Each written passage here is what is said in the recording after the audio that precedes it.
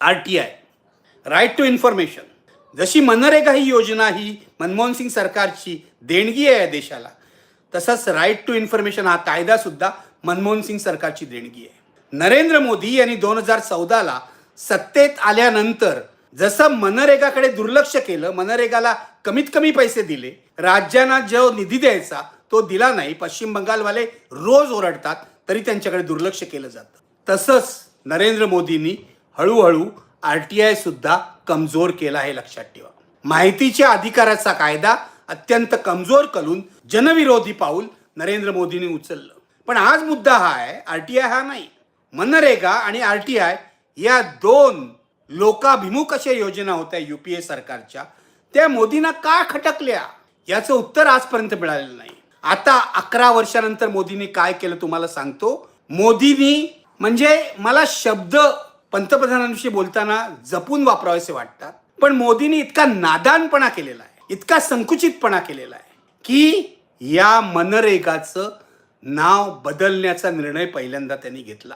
महात्मा गांधी रोजगार हमी योजना यात आक्षेपार्ह काय आहे, पण त्यांनी महात्मा गांधी हे नाव काढून टाकण्याचा निर्णय घेतला.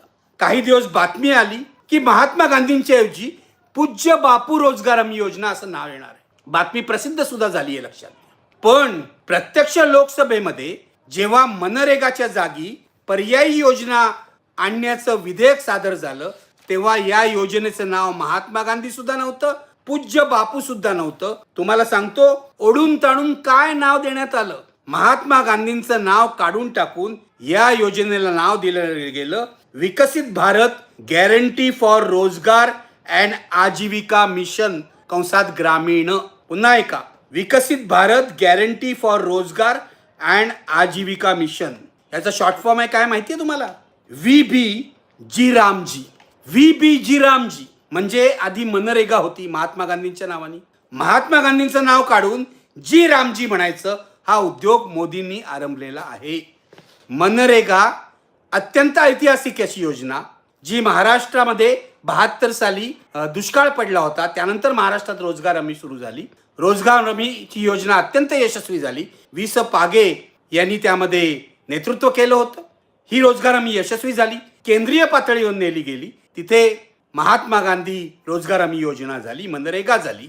आज मनरेगाला रिप्लेस करून हे जे रामजी आहे ना, VBG रामजी, विकसित भारत गॅरंटी फॉर रोजगार अँड आजीविका मिशन, रामजी जुळवलेला आहे, स्पष्ट आहे. काही या नावाला अर्थ नाही. मनरेगा प्रस्थापित नाव होतं, महात्मा गांधींच्या नावाने योजना होती. हीच मोदींची पोटदुखी होती, कारण महात्मा गांधींचं नाव पुसून काढायचं, महात्मा गांधींना नष्ट करायचं, महात्मा गांधींचा नथुरामनी केलेला जो खून आहे ती परंपरा पुढे चालवायची, हेच मोदींचं मिशन आहे.